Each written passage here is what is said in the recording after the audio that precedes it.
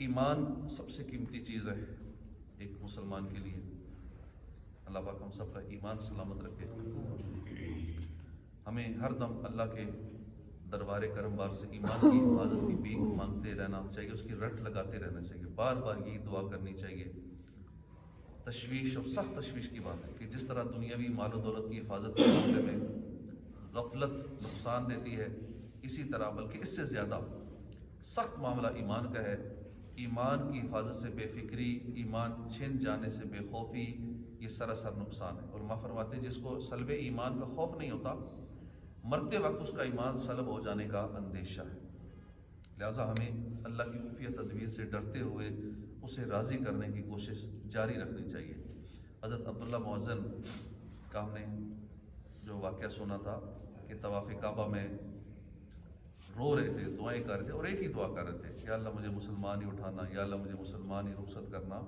اور جب ان سے وجہ پوچھی کہ ایک ہی دعا کیوں بار بار کر رہے ہیں، انہوں نے اپنے دو بھائیوں کا واقعہ بتایا کہ اتنا عرصہ اتنے سال تک وہ فی سبیل اللہ اذان دیتے رہے مسجد میں، اور ان کا پھر جو برا خاتمہ ہوا، مرتے وقت انہوں نے کلمہ کفر بکا اور ایمان برباد ہو گیا۔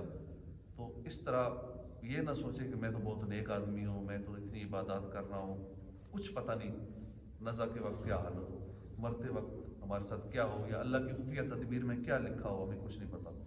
تو اس لیے ایمان کے لیے فکر مند ہی رہنا چاہیے۔ اور بعض علماء کرام فرماتے ہیں کہ برے خاتمے کے 4 اسباب ہیں۔ نماز میں سستی کرنا برے خاتمے کا سبب ہے۔ اب کہیں صرف نماز چھوڑ دیں کہتے اللہ معاف کر دے گا، چلو قضا کر لیں گے یا بعد میں پڑھ لیں گے، خیر ہے گناہوں کی سزا بھگتنے کے بعد جنت میں چلے جائیں گے۔ تو بعض کا اس طرح کی باتیں سننے میں آتی ہیں، گناہ کو ہلکا سمجھتے ہیں کئی لوگ، خیر ایک نماز گئی ہے تو چلو سزا بھگت لیں گے، سزا بھی کر لیں گے بعد میں۔ گناہ کو ہلکا سمجھنا اور جہنم کے عذاب کو ہلکا سمجھنا بھی کفر ہے۔ جو سمجھتا خیر ہے، 1 سیکنڈ کا عذاب بھی برداشت نہیں ہو سکے گا، جو 1 سیکنڈ کے عذاب کو بھی ہلکا سمجھے کہ خیر ہے کر لیں گے برداشت، تو وہ بعض اوقات کفر میں داخل کر دیتے ہیں۔ یہ چیز عذاب کو ہلکا سمجھنا، نماز میں سستی کرنا، یہ ایمان کی بربادی کا سبب ہے۔ شراب نوشی کرنا، والدین کی نافرمانی کرنا، اور یہ تو عام ہے یہ چیزیں، والدین کی نافرمانی۔ آج کل والدین اتنے پریشان ہیں، دل آزاریاں کی جاتی ہیں، کئی لوگ مارتے ہیں، گالیاں دیتے ہیں، تنگ کرتے ہیں اپنے والدین کو، ستاتے ہیں، تو یہ چیز بربادی ایمان کا سبب بن سکتی ہے۔ مسلمانوں کو تکلیف دینا، اب کسی طرح کی تکلیف ہو سکتی ہے، کئی انداز میں لوگ تکلیف دیتے ہیں مسلمانوں کو، تو یہ 4 چیزیں بربادی ایمان کا سبب بن سکتی ہیں۔ بری صحبت جو ہے یہ بڑی خطرناک ہوتی ہے ایمان کے لیے، مگر پھر بھی باز نہیں آتے لوگ، برے دوستوں میں، بد مذہبوں میں بیٹھتے ہیں گپ شپ لگانے کے لیے، مذاق مسخریاں کرنے کے لیے، تو یہ چیزیں ایمان کے لیے خطرناک ہو سکتی ہیں۔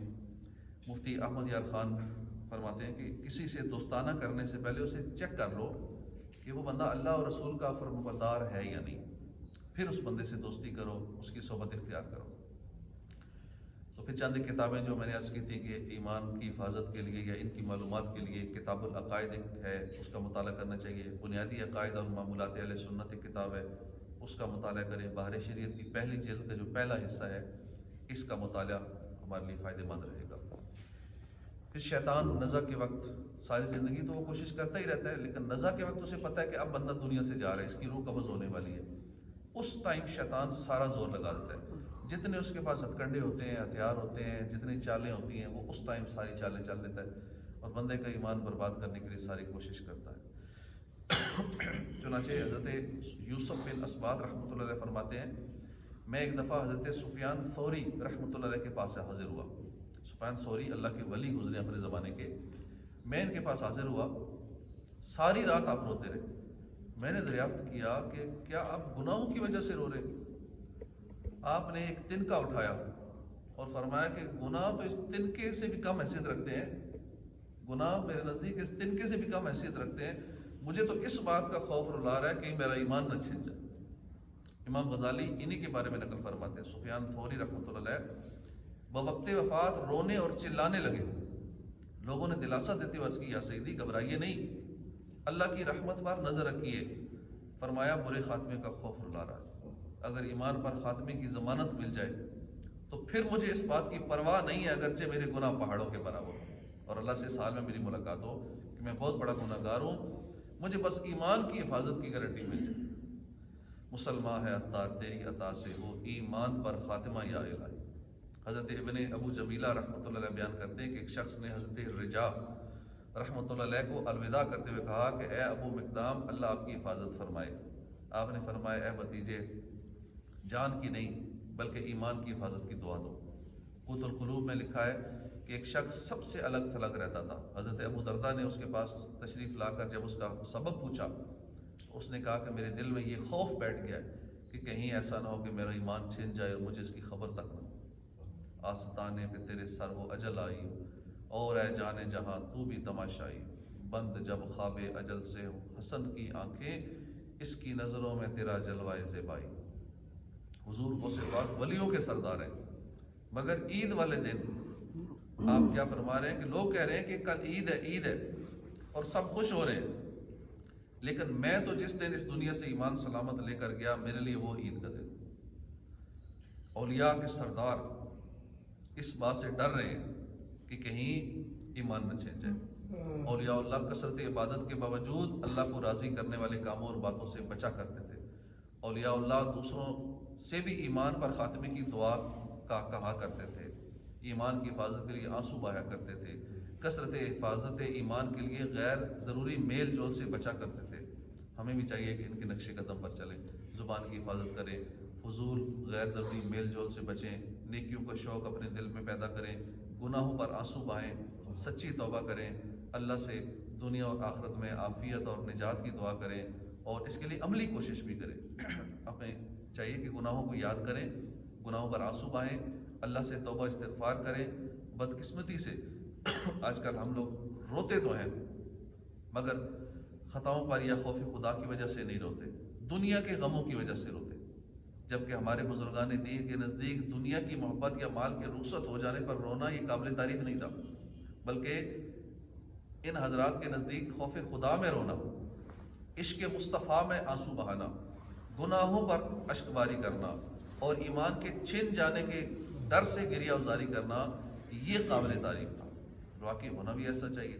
آج کل لوگ دنیاوی پریشانیوں کی وجہ سے روتے ہیں، لیکن خوف خدا میں رونا نصیب نہیں ہے، عشق مصطفیٰ میں رونا نصیب نہیں ہے، ایمان کی حفاظت کے لیے پریشان ہو کر رونا نصیب نہیں ہے۔ تو جو یہ غم لگا لیتے ہیں نا، عشق مصطفیٰ کا غم جن کو لگ گیا، خوف خدا کا ڈر جس کے دل میں آ گیا، اب ان کے دنیاوی رونے ویسے ہی ختم اللہ کر دیتا ہے۔ وہ پھر اب دنیا کے لیے نہیں روتے، کیونکہ انہوں نے آخرت کا رونا لے لیا اپنے ذمہ۔ اب دنیا کے ڈر، دنیا کے غم، دنیا کے رونے دھونے، یہ ایسے لوگوں کے ختم ہو جاتے ہیں، ان کا بس خالی آخرت کا ہی رونا رہ جاتا ہے۔ اور جو آخرت کے لیے نہیں رو رہے ہوتے وہ پھر دنیا کے لیے رو ہی رہے ہوتے ہیں، ٹینشن میں ہی ہوتے ہیں، غم میں ہی ہوتے ہیں، پریشانیوں میں ہی ہوتے ہیں۔ حضرت عبداللہ تستری سے کسی نے شکایت کے طور پہ کہا کہ حضور، چور میرے گھر سے سارا سامان لے گئے چرا کے۔ آپ نے فرمایا، اگر شیطان تمہارے دل میں داخل ہو کر تمہارا ایمان لے جاتا تو پھر کیا ہوتا؟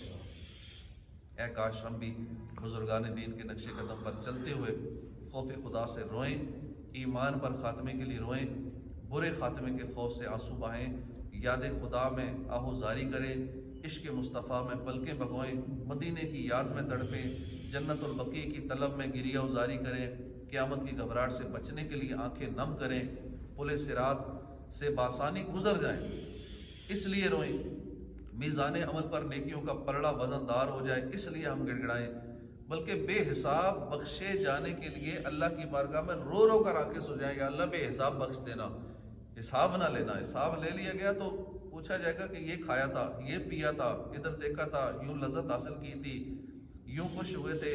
حساب تو پھر باریک باریک چیزوں کا حساب ہو جائے گا، تمہیں یہ نعمت دی تھی، یہ نعمت دی تھی، اور نعمتیں اللہ کی بے شمار ہیں، حساب ہی نہیں کر سکتے، گن ہی نہیں سکتے اللہ کی نعمت۔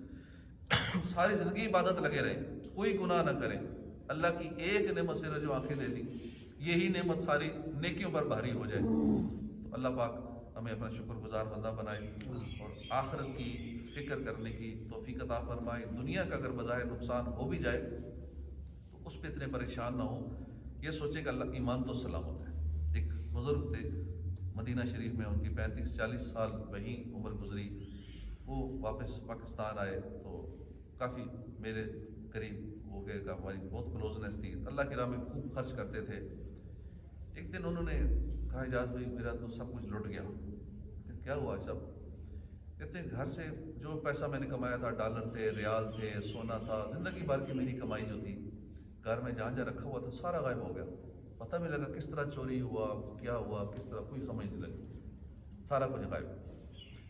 بڑے ٹینشن میں، فکر میں تھے. میں نے کہا ایسا بھی ایمان تو سلامت ہے نا. کیا ہوا؟ اس سے ان کو تسلی ہو گئی کچھ تھوڑی. اب 1-2 دن بعد ان کا انتقال ہو گیا.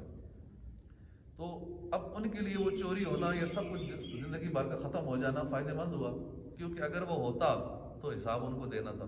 عیاشی پچھلوں نہیں کرنی تھی اس سارے پیسے پہ، دولت پہ، لیکن حساب اس حساب نے دینا تھا. کیوں کمایا اس نے تھا 35-40 سال لگا کے، اتنی محنت سے کروڑوں روپے کمایا، اور حساب یہ دیتا ہو استعمال پچھلے کرتے. اب ان کے حق میں وہ فائدہ مند. اللہ جو کرتا ہے بہتر ہی کرتا ہے. اس لیے بظاہر اگر ہمارا کوئی نقصان ہو جائے تو یہ دیکھے ایمان تو سلامت ہے. سب کچھ لٹ گیا، گھر چلا گیا، گاڑیاں چلی گئی، بزنس چلا گیا، سب کچھ چلا گیا، ایمان تو سلامت ہے. سب سے قیمتی چیز ہمارے مسلمان کے پاس ایمان ہے. اللہ پاک ہماری ایمان کی حفاظت فرمائے. آمین بجاہ نبی الامین صلی اللہ علیہ وآلہ وسلم.